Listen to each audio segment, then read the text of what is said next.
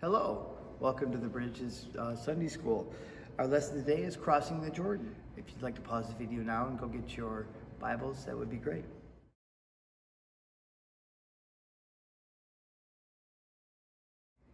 The big picture question. I'll let you in on how I've been training. I start with the question and focus my mind.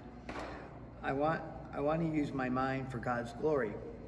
So I figured a great way to be is to repeat the question. How can we glorify God?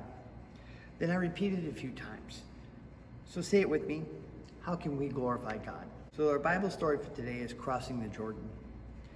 God had promised Abraham that his descendants would live in Canaan. After wandering in the wilderness for 40 years, it was time for the remaining people to enter Canaan. Moses was dead, and God had chosen Joshua to be the leader of Israel. God told Joshua, "Be strong and courageous." Now, the only thing keeping the Israelites from the promised land was the Jordan River. The river was deep and wide. The Israelites could never cross it alone. But God was going to help them. God told Joshua and the other leaders what to do. The leaders obeyed God. The priests carried the ark of God, ahead of the people to the edge of the Jordan River. The ark reminded them that God was with them. The rest of the Israelites followed behind the ark. Joshua said, "Listen, God is going to do something great." When these men carry the ark of God into the river, God stopped the river. Then you will know God is with us. The people watched. The priest carrying the ark stepped into the river, and God stopped the flowing of the river. The priest stood on dry ground in the middle of the river, and the Israelites crossed the ground safely. God told Joshua, "Tell people to take 12 stones from the middle of the river where the priests are standing with the ark. They should carry the stones with them and put them down where they spend the night." God wanted the stones to be a memorial. A memorial is something to help a person remember what had happened. The people would see the stones and remember God helped them cross the river. In the future, children would say, "What are these stones for?"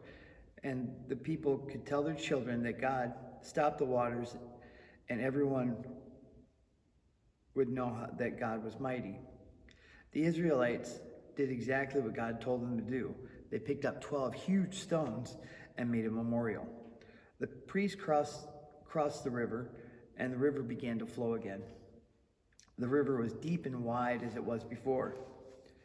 At last, God's people were in the promised land. Joshua told the priests to carry the ark into the water. The Bible tells us in Joshua 3:15, the river was at flood stage.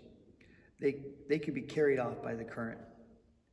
But those priests loved God and obeyed him.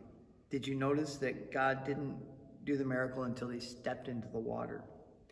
God held back the Jordan River for his people to cross. As soon as their feet touched the water stopped flowing.